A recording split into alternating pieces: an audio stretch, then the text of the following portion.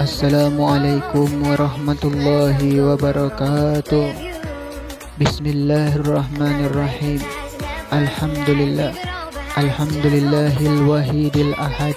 Wassalatu wassalamu ala man fis sama ismuhu Ahmad wa fil ardi ismuhu Muhammad wa ala alihi wa ashabihi amma ba'd. Perang abadi antara Hizbullah yakni tentara Allah melawan Hizbush yakni Hizbus Syaitan yakni tentara syaitan. Nah, saudara-saudara, di dunia ini ada dua blok yang terus-menerus saling bertempur semenjak Adam alaihi salam diturunkan ke dunia sampai hari kiamat nanti. Al-Quranul Karim mengistilahkan pertempuran itu antara blok Hizbullah yakni tentara Allah dengan blok Hizbus Syaitan yakni tentara syaitan.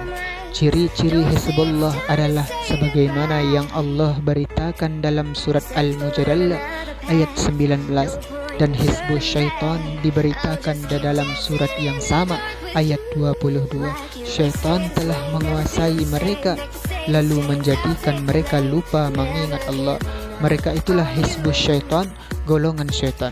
Ketahuilah bahwa sesungguhnya golongan syaitan itulah golongan yang merugi. Quran surat Al-Mujadalah ayat 19.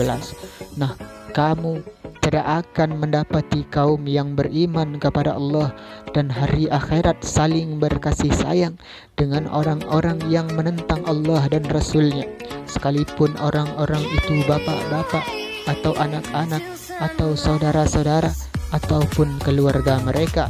Mereka itulah orang-orang yang telah menanamkan keimanan dalam hati mereka dan menguatkan mereka dengan pertolongan yang datang daripadanya. Nah, dan dimasukkannya mereka ke dalam surga yang mengalir di bawahnya sungai-sungai. Mereka kekal di dalamnya.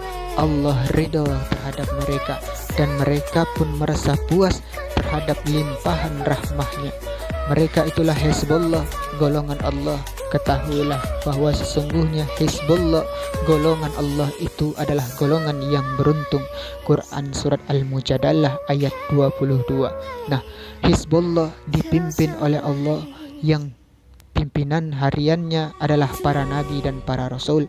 Nah, kemudian setelah wafatnya para nabi dan rasul, kepemimpinan harian Hizbullah digantikan oleh pewaris para nabi yakni para ulama, di mana para ulama ialah pewaris ilmu dan amalnya para nabi dan rasul.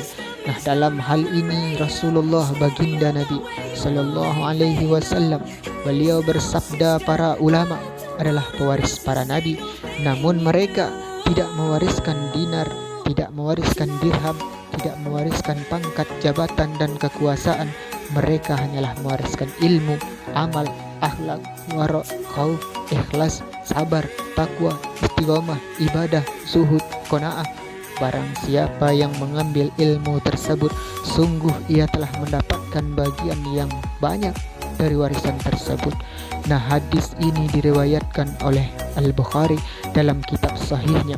Adapun Hizbus Syaitan, pimpinannya ialah Iblis laknatullah alaih, yang kepemimpinan hariannya dijalankan oleh para tagut yang disebutkan tanda ciri-cirinya sebagaimana dijelaskan oleh Ibnul Qayyim Al-Jauziyah rahimahullah, yakni semua pihak yang menjadi sebab hamba Allah melanggar ketentuan Allah, maka ia yakni tagut, apakah dalam bentuk sesembahan, tokoh yang diikuti atau pimpinan yang ditaati. Peperangan abadi itu dimulai sejak sumpah kebulatan tekad iblis laknatullah alaih di hadapan Allah Subhanahu wa taala ketika ia diusir oleh Allah dari syurganya Allah Subhanahu wa taala.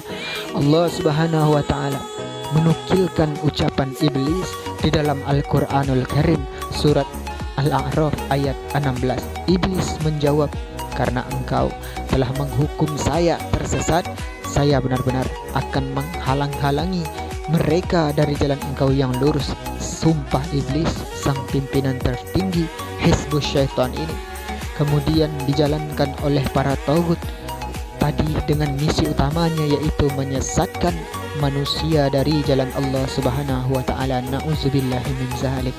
Nah, maka Allah Subhanahu wa taala memperkenalkan kepada kita bahwa dunia ini adalah medan perang. Genderang perang itu telah ditabuh sejak manusia pertama di dunia ini, Adam alaihi salam, bapak moyang nenek moyang kita, dan akan terus menerus berlanjut hingga hari kiamat, saudara-saudara. Oleh sebab itu kita memang tidak mau membutuhkan agama Allah ini untuk memblok ke blok yang benar, saudara-saudara. Jangan sampai kita mengambil sikap non-blok, sebab ini sikapnya orang-orang munafik, di mana para munafikin bersikap tidak ke sana dan tidak pula kemari, yakni seperti bunglon dalam beragama, sehingga sulit diketahui apakah ia itu blok Hizbullah atau Hizbus Syaitan. Nah, saudara-saudara, sikap semacam ini sangat berbahaya. Oleh karena itu Allah Subhanahu wa taala menempatkan orang-orang munafik di kerak neraka, karena mereka lebih parah keadaannya daripada kufar, bahkan iblis laknatullah alaihi sekalipun. Nauzubillahi min zalik. Saudara-saudara, jadi kita beragama ialah untuk ngeblok kepada blok Allah, yakni Hizbullah, dan bertempur melawan Hizbus Syaitan. Dengan tuntunan ini agama pula kita menyikapi musuh kita sebagai musuh, dan kita menyikapi kawan sebagai kawan, dan membenci segala yang dibenci oleh Allah, serta mencintai segala yang dicintai oleh Allah Subhanahu wa ta'ala. Dengan mengeblok kepada blok yang benar, maka kita akan selamat di dunia dan akhirat, saudara-saudara, dan pada akhirnya akan keluar sebagai pemenang dalam pertempuran abadi ini yang diistilahkan dalam agama, yaitu husnul khotimah, akhir hidup yang baik. Allahu akbar. Nah, saudara-saudara, lalu bekal yang harus dimiliki, saudara-saudara, maka bekal yang harus dimiliki oleh seorang mukmin untuk berlaga di medan perang ini ialah tidak lain selain ilmu Al-Quran dan As-Sunnah.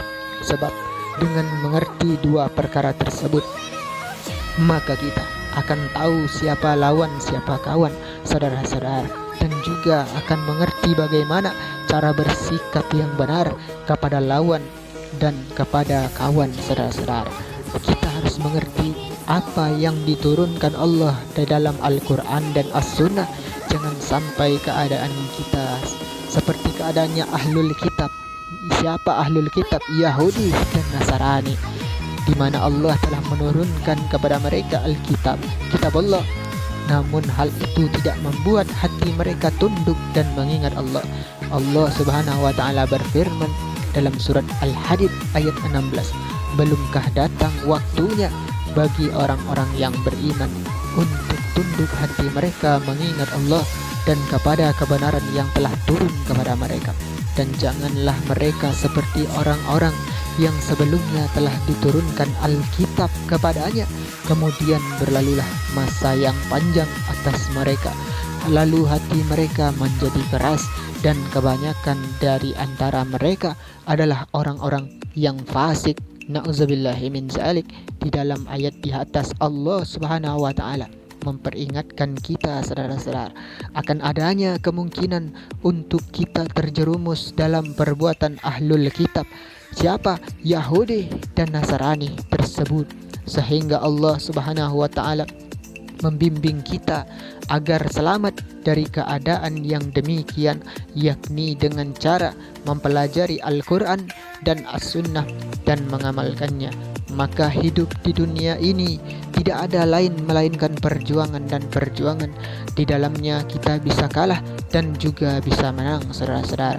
Kita akan kalah ketika kita terjerumus ke dalam perangkap-perangkap iblis laknatullah alaih, atau bahkan terikut menjadi tentara iblis dalam wujud manusia yang ikut serta memuluskan misi iblis dalam menyesatkan manusia. Na'udzubillahi min zalik. Saudara-saudara, kita berlindung kepada Allah dari kejelekan semacam ini, saudara-saudara. Lalu kita berharap dapat masuk ke dalam blok Hizbullah, tentara Allah yang terus menerus istiqamah yakni konsisten berperang menghadapi berbagai makar hizbus syaitan hingga ajal menjemput, hingga Israel datang, hingga akhirnya kita keluar sebagai pemenang, saudara-saudara, dalam pertempuran abadi ini dan berakhir dengan predikat husnul khatimah. Amin amin Allahumma amin. Saudara-saudara yang dimuliakan oleh Allah Subhanahu wa taala, mungkin hanya itulah yang bisa kita bicarakan pada pertemuan kali ini. Mudah-mudahan ada manfaatnya. Kita akhiri dengan subhanallah wa bihamdihi, subhanakallahumma wa bihamdika, asyhadu an la ilaha illa anta wa astaghfiruka wa atubu ilaik. Wassalamualaikum warahmatullahi wabarakatuh.